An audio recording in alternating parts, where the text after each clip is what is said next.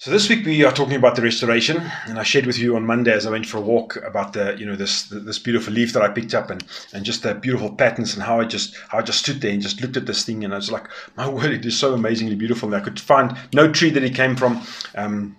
Yesterday I talked about the fact that we have such a small picture of heaven. We have such a small picture of the God that we serve that it's harder for us to believe that God would place that there as a love letter for his son, to go, this is a reminder of how much I love you. This is a reminder of how I created nature for you and beauty, because I know that you love it. I know that you'll be mesmerized by this. You would stop and you would witness it.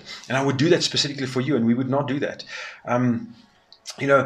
I realized that as I grew up as a young man, as a child, in a very religious environment, we never spoke about heaven. There was nothing ever out of Revelation.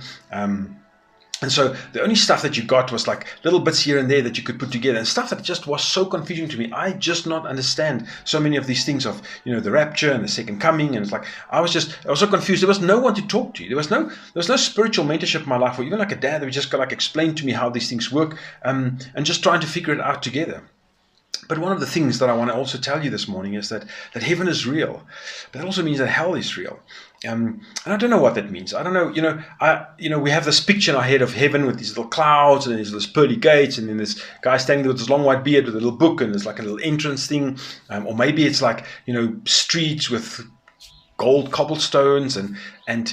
I grew up not knowing what that means. And then, of course, hell is like this red little devil with the horns and the pitchfork and the tail, and there's flames and everything.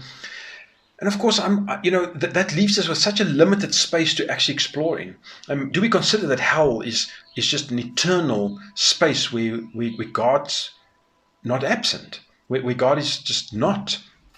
I remember there were times in my life where I was so far removed from God that I didn't feel his presence in my life. And I tell you, I think that was the closest I ever came to hell. Even in the difficult, very difficult things that I've gone through in my life, in the times that I was holding on to God, it didn't come close to the time where I just felt a complete absence of his presence in my life because of my choices and because of the road that I was walking.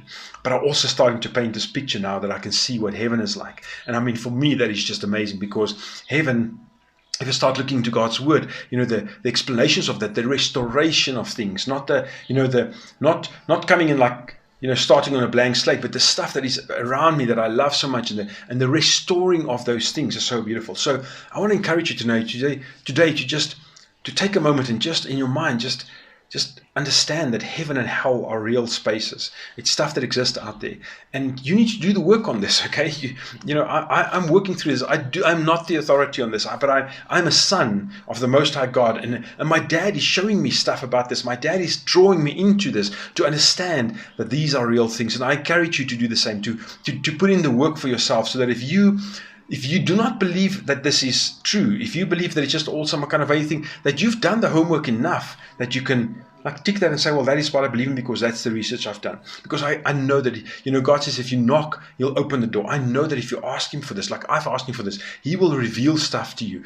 And as you go more and more into that, more and more is open to you. So I really want to encourage you with that today.